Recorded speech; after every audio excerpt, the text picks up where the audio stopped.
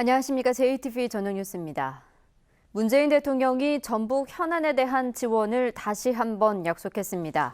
문 대통령은 오늘 청와대에서 열린 전국시 도지사와의 간담회에서 스마트 농생명밸리와 탄소성장 중심도시, 사회적 경제 혁신파크 등 공약 사항을 해당 주무부처를 통해 심도 있게 진행하겠다고 말했습니다. 또 군산 조선소 문제는 총리를 통해 현대 측과 접촉하고 있다며 조만간 답이 있을 것이라고 밝혔습니다. 문 대통령은 이에 앞서 참석자들에게 내년에 개헌할 때 헌법의 지방분권을 강화하는 조항과 전국시 도지사들이 참여하는 제2국무회의를 신설할 수 있는 근거를 마련하겠다고 말했습니다. 고용지표가 석 달 연속 상승했지만 여전히 지난해 수준에는 미치지 못하고 있습니다. 통계청의 5월 중 전북 고용 동향을 보면 취업자는 91만 4천 명, 고용률은 59.6%를 기록했고 실업자는 2만 5천 명, 실업률은 2.6%로 대부분의 지표가 지난 2월 이후 석 달 연속 호전됐습니다.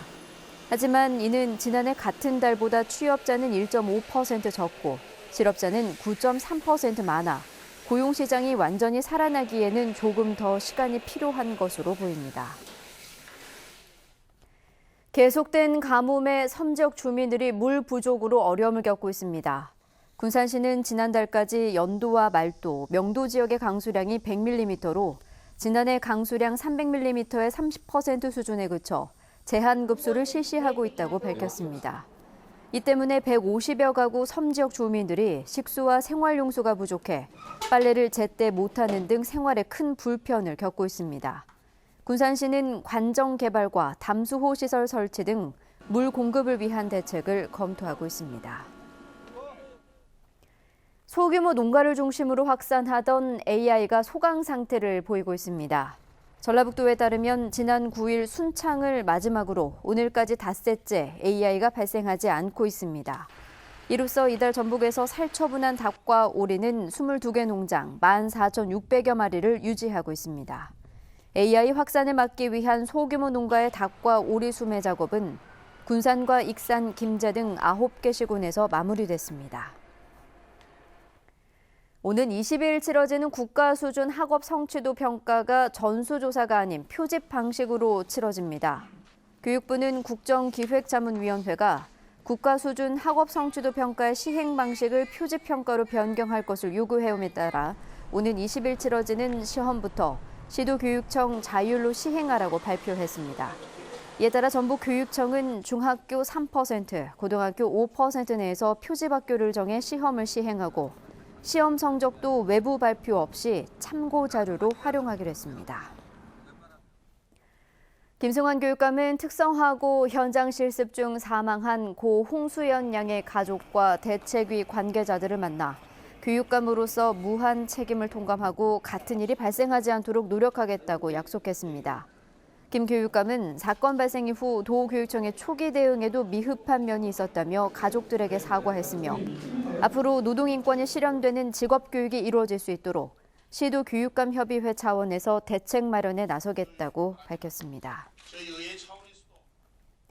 오는 24일 무주 태권도원에서 개막하는 2017 세계 태권도 선수권 대회에 역대 최다인 183개 나라가 참가합니다. 또한 이번 대회에는 사상 처음으로 이란 출신 난민 선수가 출전합니다. 2017 세계 태권도 선수권 대회는 24일에 개막해 오는 30일까지 일주일 동안 펼쳐집니다.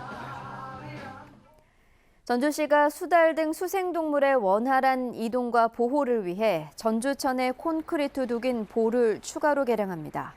전주시는 금학보와 신풍보 등 수직으로 되어 있는 전주천의 보 5개를 경사가 완만한 여울형으로 바꾸기로 했습니다. 전주시는 지난달까지 전주천과 삼천의 보 10개를 개량하거나 철거한 바 있습니다. 소 구제역을 입양하기 위한 일반 일제 접종이 이달 말까지 실시됩니다. 50마리 이상을 키우는 농가는 축협에서 백신을 구입해 접종해야 하고 50마리 미만을 키우는 농가는 시군에서 백신을 무료로 지원합니다. 접종이 완료된 뒤 항체 형성률이 80%를 밑도는 농가가 적발되면 과태료가 부과됩니다.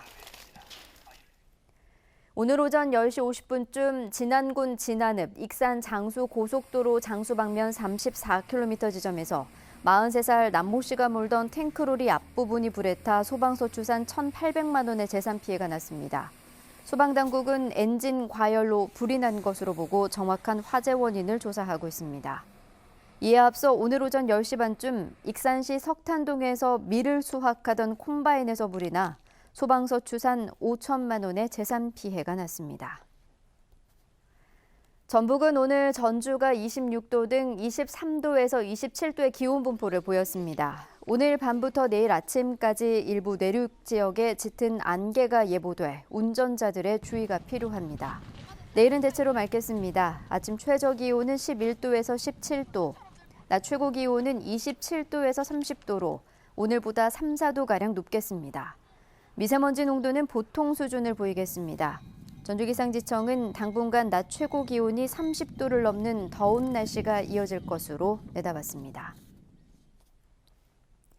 JTBC 8시 뉴스 예고입니다. 익산시 공무원들이 뇌물수수 혐의 등으로 잇따라 경찰 수사 대상에 오르자 익산시가 사과했습니다. 하지만 장학금 강제 모금에 대한 의혹이 갈수록 커지고 있어 수사의 칼끝이 어디로 향할지 주목됩니다. 문재인 대통령이 전국시 도지사와 가진 간담회에서 전북 현안에 대한 지원을 다시 한번 약속했습니다. 교육부 중심의 교육행정을 비판해온 김상곤 전 경기교육감이 교육부 장관에 내정되면서 지방교육자치에 힘이 실릴 것으로 보입니다. AI 주범으로 지목된 미등록 가축 거래 상인들이 방역은 물론 역학조사의 걸림돌이 되고 있습니다. 자세한 소식은 JTBC 8시 뉴스에서 전해드리겠습니다.